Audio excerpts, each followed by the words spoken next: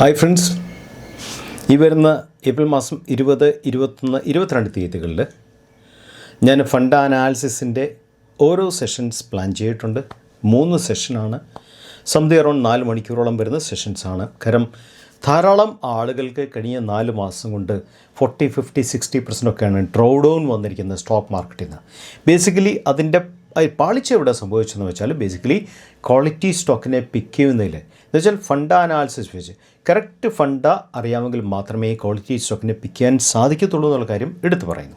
ഈ സെഷൻസ് എന്ന് പറയുന്നത് ടോട്ടലി ഫ്രീ ഓഫ് കോസ്റ്റാണ്. ഇത് ഈ ഫിനാൻഷ്യൽ ഇയറിൽ നിങ്ങൾ കുറച്ചുകൂടെ നിങ്ങളെ അപ്ഡേറ്റ് ചെയ്യാമെന്നുള്ള കൺസെപ്റ്റിലാണ് ഈ സെഷൻ ഞാൻ പ്ലാൻ ചെയ്തിരിക്കുന്നത്. സോ ഇതിൽ പങ്കെടുക്കാൻ താല്പര്യമുണ്ടെങ്കിൽ elevate2323@gmail.com എന്നുള്ള മെയിലിലേക്ക് നിങ്ങൾ ഡീറ്റെയിൽ അയച്ചാൽ ഞാൻ ഇതിൽ ലിങ്ക് അയച്ചു തരുന്നതായിരിക്കും. ശ്രദ്ധിക്കണം, ഏപ്രിൽ മാസം 20, 21, 22 രാത്രി 8:45 മുതൽ 10 മണി വരെയാണ് ക്ലാസ്. സീരിയസ് ആയിട്ട് മാർക്കറ്റിനെ കൺസിഡർ ചെയ്യുന്ന ആൾക്കാർ മാത്രമേ അയക്കാവുള്ളൂ. കാര്യം എൻ്റെ സൂം സെഷനിൽ ലിമിറ്റേഷൻസ് ഉണ്ട്.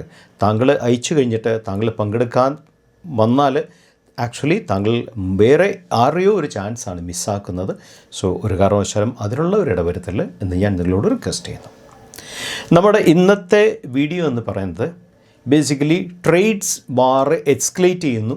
ട്രേഡ് വാറിൻ്റെ ഇമ്പാക്റ്റ് എന്തെല്ലാമാണ്, നമ്മുടെ കൺട്രി എങ്ങനെ ബാധിക്കും, രാജ്യത്തെ എങ്ങനെ ബാധിക്കും, നമ്മൾക്ക് എങ്ങനെ പൊസിഷൻ ചെയ്യാൻ സാധിക്കും, എന്തുകൊണ്ടാണ് US ട്രേഡ് വാറിലേക്ക് കടക്കാനുള്ള കാരണങ്ങൾ, ഈ ട്രേഡ് വാർ എക്സ്റ്റെൻഡ് ചെയ്താൽ US എന്താണ് സംഭവിക്കാൻ സാധ്യതയുള്ളത്, അക്രോസ് വേൾഡിൽ പൊതുവെ ജനറലി GDPയിൽ എന്ത് വ്യത്യാസം വരാൻ സാധ്യതയുണ്ട്, നമ്മളെങ്ങനെ നമ്മുടെ പൊസിഷനെ സേഫായി നിൽക്കണമെന്നതിനെക്കുറിച്ചുള്ള ഒരു ചെറിയ വീഡിയോ ആണ്.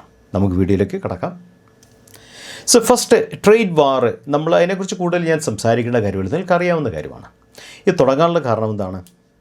US ട്രേഡ് ഡെഫിസിറ്റ് എന്ന് പറയുന്നത്, ദാറ്റ് മീൻസ് വേറൊരു കൺട്രിയിൽ നിന്നും US ബേസിക്കലി അത് ഏറ്റവും കൂടുതൽ ലോകത്തിലെ ഏറ്റവും കൂടുതൽ ഇമ്പോർട്ട് ചെയ്യുന്നൊരു കൺട്രിയാണ്. അറിയാമല്ലോ, ലോകത്തിലെ ഏറ്റവും വലിയ ഇക്കോണമിയാണ്, ഏറ്റവും കൂടുതൽ പ്രൊഡക്ട്സ് ഇമ്പോർട്ട് ചെയ്യുന്ന കൺട്രിയാണ് US ട്രേഡ് ഡെഫിസിറ്റ് എന്ന് പറയുന്നത് $918 ബില്യൺ 2024 കണക്കനുസരിച്ച്.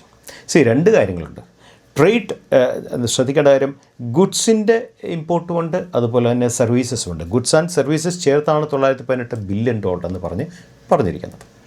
ഇതിനകത്ത് സർവീസസ് സെക്ടറിൽ ശരിക്കും സർവീസസിൽ US ട്രേഡ് പ്ലസിലാണ്. കാരണം IT സർവീസൊക്കെ US മറ്റുള്ള കൺട്രീസിന് US കൊടുക്കുക എക്സ്പോർട്ടാണ് ചെയ്യുന്നത്. ശരിക്കും അവതരത്തിൽ ശ്രദ്ധിക്കേണ്ട കാര്യം $300 ബില്യൺ US ട്രേഡ് പ്ലസിലാണ്. പക്ഷേ ഗുഡ്സിൻ്റെ ഇമ്പോർട്ട് കൊണ്ട് US ഓവറോൾ ട്രേഡ് ഡെഫിസിറ്റ് വലിയൊരു ഹ്യൂജ് ബില്യൺ ഡോളറിലേക്ക് മാറി എന്നുള്ളതാണ് ഏറ്റവും വലിയ യാഥാർത്ഥ്യം. സോ ആ ലെവലിൽ കൺട്രി പോവുകയാണെങ്കിൽ പിന്നെ കൺട്രിക്ക് നിലനിൽപ്പെന്ന് പറയുന്ന കൺസെപ്റ്റ് പോലും ഇല്ല. ആ ഒരവസ്ഥയിൽ കൺട്രി എത്തി. അതിൻ്റെ പുറത്താണ് US ഓരോ കൺട്രികൾക്കും കൺട്രി സ്പെസിഫിക് ആയിട്ടുള്ള ട്രേഡ് റിലേറ്റഡ് ആയിട്ടുള്ള താരിഫും ആൻറ്റി താരിഫും റെസിപ്രോക്കൽ താരിഫൊക്കെ ഇൻട്രൊഡ്യൂസ് ചെയ്യാനുള്ള ആദ്യത്തെ കാരണം. കാരണം നമുക്കറിയാം US എന്ന് പറയുന്ന country basically labour expenses, labour cost ഹ്യൂജാണ്. ഹൈലി ക്യാപിറ്റൽ റിക്വയർമെൻറ്റ് ആവശ്യമായിട്ടുള്ള കൺട്രിയാണ്. അവിടെ ഒരു ബിസിനസ് തുടങ്ങി വലുതാക്കി ഡെവലപ്പ് ചെയ്ത് വളർത്തിയെടുക്കുക എന്ന് പറയുന്നത് ഒരു വലിയൊരു ഹെർക്കൂലിയൻ ടാസ്ക്കാണ്. നമ്മൾ ചൈനയുമായിട്ടോ അല്ലെങ്കിൽ തൈവാനുമായിട്ടോ ഒക്കെ കമ്പയർ ചെയ്യാൻ നേരത്തെ വലിയൊരു ഹെർക്കൂലിയൻ ടാസ്ക്കാണ് US സംബന്ധിച്ച്. ലോകത്തിലെ ഏറ്റവും വലിയ എക്കോണമിയാണെന്നുള്ള കാര്യം നമുക്കറിയാം. സോ ഇതുകൊണ്ടൊക്കെയാണ് US ബേസിക്കലി ട്രേഡ് വാറിലേക്ക് കടക്കാനുള്ള കാരണം. ട്രേഡ് വാർ കടക്കുന്നതിന് മുമ്പ് നമ്മൾ കണ്ടല്ലോ, ട്രംപ് അധികാരമേറ്റതിന് ശേഷം ട്രംപ് ആദ്യമായിട്ട് ക്യാച്ച് ചെയ്ത 2 കൺട്രീസ് കാനഡയും മെക്സിക്കോ ആണ്. എന്തുകൊണ്ടാണ് കാനഡ, എന്തുകൊണ്ടാണ് മെക്സിക്കോ? കഴിഞ്ഞ 5 കൊല്ലമായിട്ട് ബൈഡൻ ഭരണം ശ്രദ്ധിക്കാത്ത വലിയൊരു കാര്യം എന്ന് വെച്ചാൽ ചൈനയിലെ ഒരുമാതിരിപ്പെട്ട ഒട്ടുമിക്ക ഓട്ടോമൊബൈൽ ബേസ്ഡ് ആയിട്ടുള്ള കമ്പനീസും അവരുടെ വലിയ വലിയ ലാർജ് ഫാക്ടറീസ് അവർ മെക്സിക്കോയിൽ സ്റ്റാർട്ട് ചെയ്തു. കാര്യം എന്താ, അവർക്കറിയാം നാളെ ഒരു കാലത്ത് ഈ വേറൊരു പ്രസിഡൻറ്റ് വന്നാൽ ഒരുപക്ഷെ ഇങ്ങനത്തെ കാര്യങ്ങൾ വരാനുള്ള സാധ്യതയുണ്ട്. അതിനെ ഓവർകം ചെയ്യാൻ വേണ്ടിയാണ് അവർ മെക്സിക്കോയിൽ ഫാക്ടറീസ് ഓപ്പൺ ചെയ്തത്.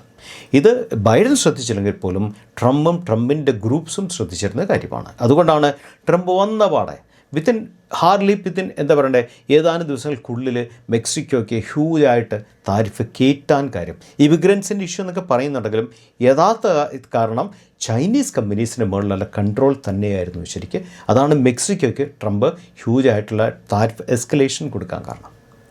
അതിനുശേഷമാണ് ട്രംപ് പല കൺട്രീസിൻ്റെയും താരിഫ് അസസ് ചെയ്തിട്ട്, എന്ത് ബേസിൽ അസസ് ചെയ്യുന്നതെന്ന് നമുക്കറിയില്ല, ഓരോ കൺട്രീസിനും കൺട്രി സ്പെസിഫിക് ആയിട്ടുള്ള താരിഫ് ഇന്നലെ ഡിക്ലെയർ ചെയ്യുന്നത്.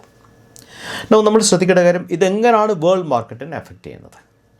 വേൾഡിൻ്റെ GDP ഗ്രോത്ത് എന്ന് പറയുന്നത് ആവറേജ് 2.7 to 3% ആണ് ഓൺ ആൻ ആവറേജ്. സോ വേൾഡിൻ്റെ GDP ഗ്രോത്തിനെ US-ൻ്റെ താരിഫ് ഇഷ്യൂ സീരിയസ് ആയിട്ട് എഫക്റ്റ് എന്നുള്ള കാര്യത്തിൽ ഒരു സംശയം വേണ്ട. It may come down to 1.5-1.3% വരെ വരാം താഴത്തേക്ക്. അത് വലിയൊരു ഇഷ്യൂ തന്നെയാണ്. ആ ഇഷ്യൂ വരാനുള്ള മെയിൻ കാരണം എന്താണെന്ന് വെച്ചാൽ US-ലേക്കുള്ള എക്സ്പോർട്സ് ബേസിക്കലി അക്രോസ് വേൾഡ് നല്ല നല്ല കമ്പനീസ് അവരുടെ കപ്പാസിറ്റി എക്സ്പാൻഷൻ ഹ്യൂജായിട്ട് ഡെവലപ്പ് ചെയ്ത് കഴിഞ്ഞു.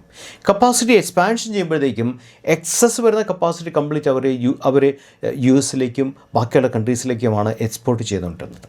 എന്തുകൊണ്ടാണ് US ബേസിക്കലി കമ്പനികൾ എക്സ്പോർട്ട് ചെയ്യാൻ കാര്യം? എബിട്ട, ദാറ്റ് മീൻസ് പ്രോഫിറ്റ് പാർട്ട് കൂടുതൽ കിട്ടും US-ലെ എക്സ്പോർട്സിലെ കാര്യം. അവിടെ ക്വാളിറ്റിക്കാണ് കൂടുതൽ പ്രിഫറൻസ്. ഈ കപ്പാസിറ്റി എക്സ്പാൻഷൻ കഴിഞ്ഞ് പ്രൊഡക്റ്റ് മാർക്കറ്റിലേക്ക് വന്ന് എക്സ്പോർട്ട് വരാൻ നേരത്ത് ഇങ്ങനെയൊക്കെയുള്ള താരിഫെല്ലാം വന്നു കഴിയുമ്പോൾ കമ്പനികളുടെ നിലനിൽപ്പിനെ ബാധിക്കും. പല പല കമ്പനികൾ പൂട്ടിപ്പോകാനുള്ള സാധ്യതയുണ്ട്. വേൾഡ് ലെവലിൽ സപ്ലൈ ഡിസ്ട്രപ്ഷൻ സംഭവിക്കാനുള്ള സാധ്യത വളരെ കൂടുതലാണ്. അതുപോലെ തന്നെ ധാരാളം റീജിയണൽ ബ്ലോക്സ് പല കൺട്രീസ് ചേർന്ന് ഓരോ ബ്ലോക്കായിട്ട് അന്യോന്യം ട്രേഡ് ചെയ്യുന്ന ലെവലിലേക്ക് ഈ ഒരു താരിഫ് എസ്കലേഷൻ പോകാനുള്ള സാധ്യതയുണ്ട്. അതുപോലെ തന്നെ ഏറ്റവും വലിയ റിസ്ക് ഫാക്ടറീസിനെ സംബന്ധിച്ച് ഡോളറാണ് ഇപ്പം അക്രോസ് വേൾഡ് പ്രിഫേർഡ് കറൻസി ട്രാൻസാക്ഷനിൽ. ആ ഡോളറിൻ്റെ ആ ഒരു സ്റ്റാറ്റസ് പോകാനുള്ള സാധ്യതയും തീർച്ചയായും കാണാൻ പറ്റും. കാരണം ഡോളറുമായിട്ട് ബന്ധമില്ലാത്ത രണ്ട് കൺട്രീസ് തമ്മിൽ ട്രേഡ് ചെയ്യാൻ നേരത്ത് അവരെന്തിനാണ് ഡോളറെ ഡിപ്പെൻഡ് ചെയ്യുന്നത്? അവർക്ക് അവരുടെ കറൻസിയുടെ പേര് അവർക്ക് ട്രേഡ് ചെയ്യാമല്ലോ. അപ്പോൾ ഡോളറിൻ്റെ പ്രിഫേർഡ് കറൻസി എന്നുള്ള ആ സ്റ്റാറ്റസ് പോകാനുള്ള സാധ്യതയും ഓൾറെഡി ഉണ്ട്. US ഈ താരിഫ് ഈ റെസിപ്രോക്കൽ താരിഫ് കൊണ്ടുവരുന്നതിന് മുമ്പ് തന്നെ കഴിഞ്ഞ നവംബർ മുതൽ US-ലെ എല്ലാ ഹോൾസെയിലേഴ്സും ഹ്യൂജായിട്ടുള്ള സ്റ്റോക്ക് ഡംപിംഗ് ആണ് നടത്തിയിരിക്കുന്നത്. കാരണം നെക്സ്റ്റ് 3 to 4 monthsലേക്ക് US മാർക്കറ്റിനെ അഫക്റ്റ് ചെയ്യാതിരിക്കാനായിട്ടുള്ള സ്റ്റോക്ക് ഡംപിംഗ് ഹ്യൂജായിട്ട് US-ലെ കമ്പനീസ് US-ൽ വർക്ക് ചെയ്യുന്ന ഹോൾസെയിലേഴ്സൊക്കെ ഹ്യൂജായിട്ടുള്ള സ്റ്റോക്കാണ് അവർ. സ്റ്റോക്ക് പൈലിംഗ് ഭയങ്കരമായിരുന്നു ശരിക്കും.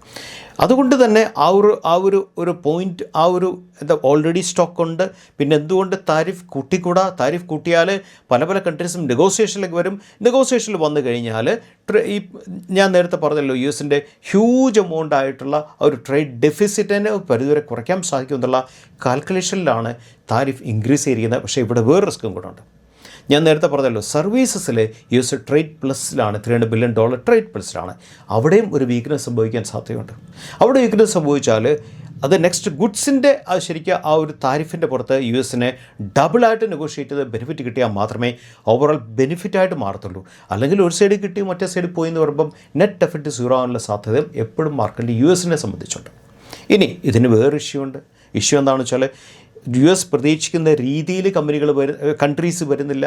അതിന് പകരം ഈ കൺട്രീസും ഇപ്പോൾ ഓൾറെഡി ലേറ്റസ്റ്റ് റിപ്പോർട്ട് വെച്ച് യൂറോപ്യൻ യൂണിയനും ചൈനയും കണക്കുള്ള കൺട്രീസൊക്കെ US-ന് ആൻറ്റി താരിഫ് കൊടുക്കാനായിട്ടുള്ള ഡിസ്കഷനിൽ നടന്നുകൊണ്ടിരിക്കുകയാണ്. അങ്ങനെ US anti tariff basically reciprocal tariff കൺട്രീസിന് മേളിൽ കൊണ്ടുവന്നെങ്കിൽ ഈ കൺട്രീസും US-ൻ്റെ മുകളിൽ റെസിപ്രോക്കൽ താരിഫ് കൊണ്ടുവരുവാണെങ്കിൽ ട്രേഡ് വാറിനെ എസ്കലേറ്റ് ചെയ്തിട്ടു അത് ഫൈനലി US-നെ സംബന്ധിച്ച് ഓൺ ലെഗിൽ ഷൂട്ട് ചെയ്യുന്ന കണക്കായിരിക്കും. കാര്യം 3 months 4 months കഴിയുമ്പം ഇപ്പം സ്റ്റോക്ക് ചെയ്യുന്ന മെറ്റീരിയൽ കംപ്ലീറ്റ് പ്രൊഡക്ട്സ് കംപ്ലീറ്റ് ശരിക്കും അതിൻ്റെ ഇൻവെൻട്രി ശരിക്കും താഴും. ജനങ്ങൾക്ക് പല സാധനങ്ങൾ കിട്ടാൻ പറ്റാത്ത അവസ്ഥ വരും. എന്ത് സംഭവിക്കും? ഹ്യൂജായിട്ടുള്ള US എക്കോണമിയെ ഹ്യൂജായിട്ട് ബാധിക്കും. കാര്യം പല സാധനങ്ങൾക്കും 30-40-50% കാശ് കൊടുത്ത് ജനങ്ങൾ മേടിക്കേണ്ടി വരും. അത് നാച്ചുറലി ഇൻഫ്ലേഷനെ ഹ്യൂജായിട്ട് എസ്കലേറ്റ് ചെയ്യും. US ഫെഡ് കഴിഞ്ഞ 3-4 കൊല്ലം കഷ്ടപ്പെട്ടിട്ടാണ് കറണ്ട് ലെവലിലേക്കുള്ള ഇൻഫ്ലേഷനെ താക്കാനുള്ള കാരണം. അത് കംപ്ലീറ്റ് കയ്യിൽ നിന്ന് വിട്ടുപോയി കഴിഞ്ഞാൽ കൺട്രിയുടെ എക്കോണമിയെ സീരിയസ് ആയിട്ട് ബാധിക്കും. അങ്ങനെ US-ലെ എക്കോണമിയെ സീരിയസ് ആയിട്ട് ബാധിച്ചാൽ അതിൻ്റെ റിപ്പിൾ എഫക്റ്റ് വേൾഡ് മുഴുവൻ എഫക്റ്റ് ചെയ്യും. നമ്മൾ 2008 ലിമാൻസ് ബാങ്ക് പൊളിഞ്ഞതിന് ശേഷമുള്ള മാർക്കറ്റ് നമ്മൾ കണ്ടതാണല്ലേ 3-4 കൊല്ലം വേൾഡ് സഫർ ചെയ്യുന്നത്. ആ രീതിയിലേക്ക് പോകാനുള്ള സാധ്യതകളും നമുക്ക് ഒരു കാരണവശാലും എഴുതിത്തള്ളാൻ സാധിക്കും. US-ൻ്റെ എക്കോണമിയുടെ ബേസിക് സ്ട്രെങ്ത് എന്ന് പറയുന്നത് ലേബർ ഡേറ്റയാണ്. എന്തുമാത്രം ജോബ്സാണ് അവർ ഓരോ മാസം ആഡ് ചെയ്യുന്നത്. അത് ആഡ് ചെയ്യുന്നതിൽ കുറവ് വന്നിട്ടുണ്ടോ കൂടുതൽ വന്നിട്ടുണ്ടോ എന്നുള്ള ലേബർ ഡേറ്റ കാണിക്കുന്നത്. എന്തുമാത്രം ലേബറിൻ്റെ കയ്യിൽ പൈസ വന്നിട്ടുണ്ട്, ലേബറിൻ്റെ പൈസ ആ കൺസപ്ഷന് അവരെ പൈസ ഉപയോഗിക്കുന്നുണ്ടോ എന്നൊക്കെയുള്ളതാണ് ഏറ്റവും വലിയ ലേബർ ഡേറ്റയുള്ള ഇൻപുട്ട്. ബേസിക്കലി കഴിഞ്ഞ ആഴ്ചത്തെ റിപ്പോർട്ട് അനുസരിച്ച് 14 കൊല്ലത്തെ ഏറ്റവും വലിയ ക്രെഡിറ്റ് കാർഡ് ഡീഫോൾട്ടാണ് US-ൽ സംഭവിച്ചിരിക്കുന്നത്. US-ൽ ഒരുമാതിരിപ്പെട്ട ആൾക്കാരിൽ ഉപയോഗിക്കുന്നതാണ് ക്രെഡിറ്റ് കാർഡ്. അപ്പം 14 yearsലെ ഏറ്റവും വലിയ ഡീഫോൾട്ട് ക്രെഡിറ്റ് കാർഡ് പേയ്മെൻറ്റിൽ ക്രെഡിറ്റ് കാർഡ് തിരിച്ചടവിൽ സംഭവിച്ചെന്ന് വെച്ചാൽ മനസ്സിലാക്കേണ്ട കാര്യം എവിടെയോ ഇഷ്യൂസ് ഓൾറെഡി സ്റ്റാർട്ട് ചെയ്യും എന്നുള്ളതാണ് മനസ്സിലാക്കേണ്ട കാര്യം. അതിനോടൊപ്പം തന്നെ ഈ റെസിപ്രോക്കൽ താരിഫിൻ്റെ പുറത്ത് വീണ്ടും ഇഷ്യൂ കയറി വരുവാണെങ്കിൽ US-ൽ ഇപ്പോൾ സ്റ്റോക്ക് ചെയ്തിരിക്കുന്ന ഗുഡ്സിന് വലിയൊരു ആ ഇൻവെൻട്രി ഒരു വലിയൊരു രീതിയിൽ ആ ഇൻവെൻട്രി ഇറോഷൻ സംഭവിക്കുകയാണെങ്കിൽ ജനങ്ങളുടെ ഗുഡ്സിന് വേണ്ടി കൂടുതൽ പൈസ 30-40-50% കൂടുതലായിട്ട് ജനങ്ങളുടെ കയ്യിൽ നിന്നും കൺസപ്ഷന് വേണ്ടി പൈസ കൂടുതൽ മുടക്കേണ്ട അവസ്ഥ വന്നാൽ US ലിറ്ററലി പെട്ടുപോകുന്നുള്ള ഒരു കാര്യമാണ് ഒരു പക്ഷേ മാർക്കറ്റ് വരാൻ സാധ്യതയുള്ള കാര്യം. നമുക്ക് മുൻവിധികളോ പ്രിഡിക്ഷൻസോ ഒന്നുമില്ല. ഈ പല പെർമിറ്റേഷൻ കോമ്പിനേഷനാണ് ഇനി അടുത്ത 3 to 4 months മാർക്കറ്റ് വർക്ക് ചെയ്യുന്നത്. അതേസമയം ഈ ഒരു ലെവലിലേക്ക് പോകുന്നതിന് മുമ്പ് തന്നെ പല കൺട്രീസും US നെഗോഷിയേഷനിൽ വന്നിട്ട് ആ നെഗോഷിയേഷൻ്റെ പുറത്ത് പല കൺട്രീസും US അയക്കുന്ന ഗുഡ്സിന് അവർ ടാക്സ് കുറയ്ക്കുകയും അങ്ങനെ പല രീതിയിലുള്ള ഒരു അമിക്കബിൾ ലെവലിലേക്ക് എത്താൻ സാധിക്കുവാണ്. US വലിയൊരു പ്ലസ് പോയിൻ്റായിട്ട് സംഭവിക്കാനുള്ള സാധ്യത മാർക്കറ്റിൽ ഇപ്പോഴും ഉണ്ട്. എങ്ങനെയാണ് മാർക്കറ്റ് തിരിയുന്നത്, വേൾഡ് മാർക്കറ്റ് തിരിയുന്നതിനെക്കുറിച്ച് നമുക്ക് പ്രിഡിക്ഷൻസ് ഒന്നുമില്ല. പക്ഷേ ഞാനീ പറഞ്ഞ കാര്യങ്ങളൊക്കെ പോസിബിലിറ്റീസാണ്, പ്രോബിലിറ്റീസാണ്. അടുത്ത 3 to 4 months നമ്മളെ സംബന്ധിച്ച് പുതിയ ഫിനാൻഷ്യൽ നമ്മൾ ഏപ്രിലിൽ സ്റ്റാർട്ട് ചെയ്തു.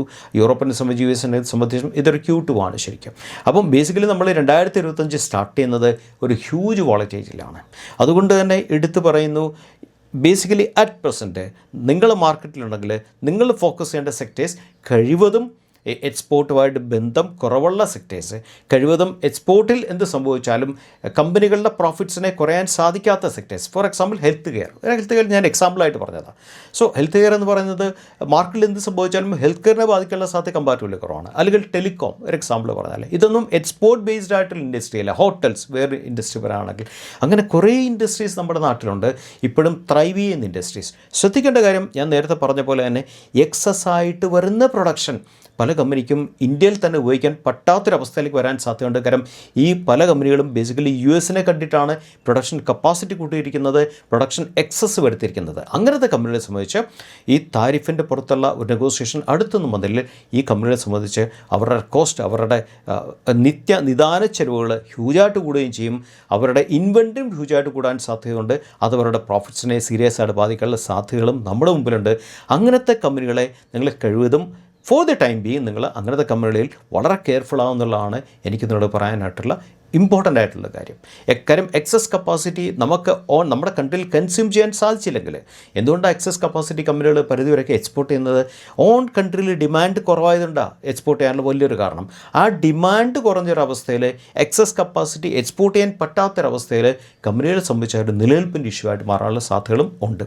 അതിനോടൊപ്പം തന്നെ നമ്മൾ ശ്രദ്ധിക്കേണ്ട ഒരു കാര്യം, ക്രൂഡ് ഏറ്റവും കുറഞ്ഞ ലെവലിൽ നിൽക്കുകയാണ്. കാര്യം വേൾഡ് മാർക്കറ്റിൽ മൂവ്മെൻറ്റ്, ഗുഡ്സിൻ്റെ മൂവ്മെൻറ്റ് നടന്നില്ലെങ്കിൽ ക്രൂഡിൻ്റെ ഡിമാൻഡ് താഴാനുള്ള സാധ്യതയുണ്ട്. അതുകൊണ്ട് തന്നെ ക്രൂഡ് ബേസിക്കലി റോ മെറ്റീരിയലായിട്ട് വരുന്ന കമ്പനികളെ സംബന്ധിച്ച് അങ്ങനത്തെ കമ്പനികൾക്ക് എക്സസ് ആയിട്ടുള്ള പ്രൊഡക്ഷൻ ഇല്ലെങ്കിൽ, ദാറ്റ് മീൻസ് ഇന്ത്യയിലെ പ്രൊഡക്ഷൻ ഡിമാൻഡിന് മീറ്റ് ചെയ്യാൻ പറ്റുന്ന സപ്ലൈ ഉള്ളൂ. അതിനോടൊപ്പം തന്നെ അവരുടെ റോ മെറ്റീരിയൽ ക്രൂഡാണെങ്കിൽ അങ്ങനത്തെ കമ്പനീസിനെ കയറിപ്പോകാനുള്ള സാധ്യതകളുമുണ്ട്. അതുകൊണ്ട് മാർക്കറ്റ് എന്ന് പറയുന്നത് അറ്റ് പ്രസൻറ്റ് ധാരാളം ഓപ്പർച്യൂണിറ്റി നമുക്ക് കാണാൻ പറ്റും, ധാരാളം പ്രോബ്ലംസ് കാണാൻ പറ്റും. അത് രണ്ടും കൂടെ ചേർന്ന് ഒരു ഹ്യൂജ് വോളറ്റൈൽ അറ്റ്മോസ്ഫിയറിലാണ് നമ്മൾ അറ്റ് പ്രസൻറ്റ് നിൽക്കുന്നത്. അതുകൊണ്ട് നമ്മൾ വളരെ കെയർഫുള്ളായിട്ട് വേണം നമ്മൾ ഈ മാർക്കറ്റ് അപ്രോച്ച് ചെയ്യാനായിട്ട്.